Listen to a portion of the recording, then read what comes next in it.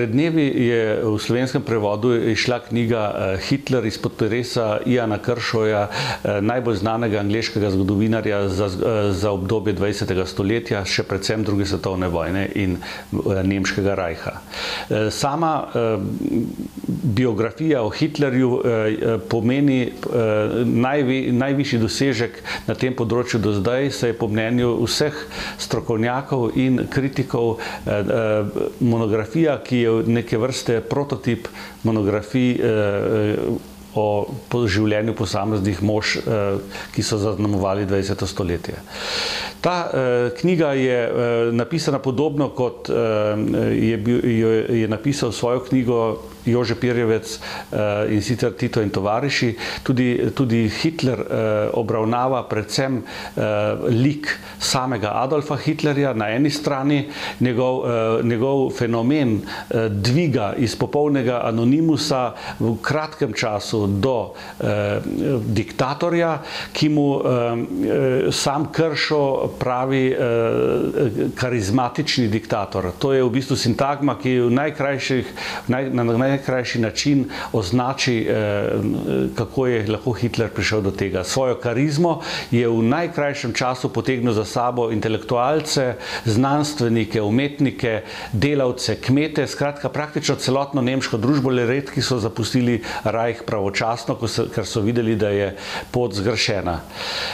Poleg samega lika Hitlerja pa Kershawja v tej knjigi zanima predvsem Tretji rajh. To se pravi država, ki jo je Hitler vzpostavil od leta 1933 in ki jo je v kratkem času do leta 1945 pripeljal od ničle preko nekega zenita do popolnega poloma in razsula.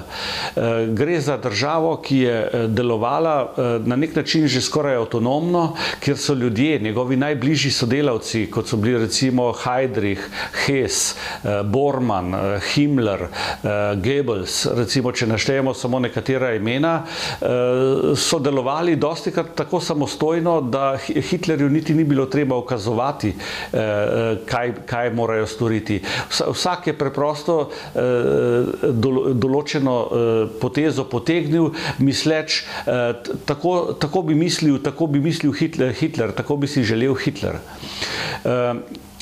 Avtor to delo, ki ga je zasnoval na 10 tisočih dokumentih, ki jih je dobil v arhivih, predvsem v Berlinu in v Münchnu, zasnuje zgodbo, ki prikaže celostni problem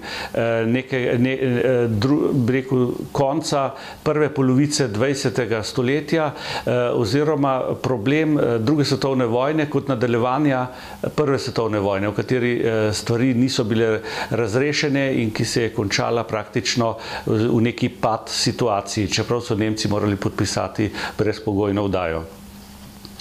Kershaw vse skupaj začini številnimi anekdotami, med katerimi je recimo ena že ta, ki govori o Hitlerjevi sreči, da je njegov oče že 13 let, preden se je sam Adolf rodil, spremenil svoj priimek iz Schicklburger v Hitler, kar je bil priimek njegovega očima. To se pravi Hitlerjevega nepravega dedka.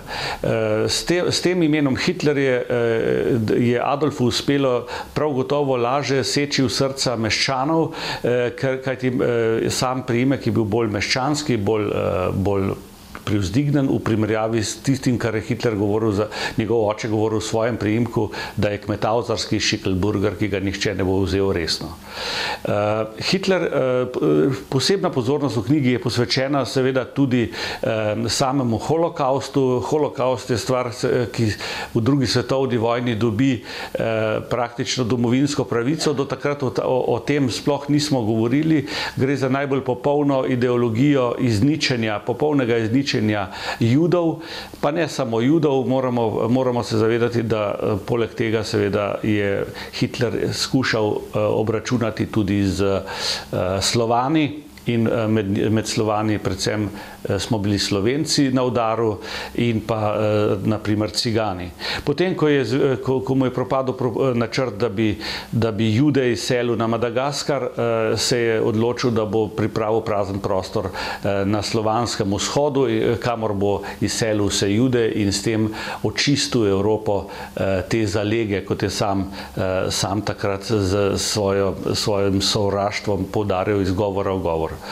Knjiga Hitlerja prikazuje kot mladega človeka, ki potem skozi gostilniške nastope počasi raste v Führerja, usnuje sistem, ki temelji na tajni policiji, na gestapu, ki deluje na eliminiranju, na izničenju vseh nasprotnikov, ki niso pravočasno pobegnili. Začel je kar samimi Nemci, Judi, potem vsemi ostalimi, komunisti in skušal do konca izoblikovati idejo, kako bo podjarmil ves svet. Pri tem je imel med drugim eno od napak v razmišljanju, ta pa je bila, da mu bo pri tem pomagala zavezniška Velika Britanija oziroma Anglija. Knjiga je polna zanimivosti, prikaže nam tudi podrobno potek druge svetovne vojne in vse dneve do konca, do Hitlerjevega konca, ko je napravil samomor.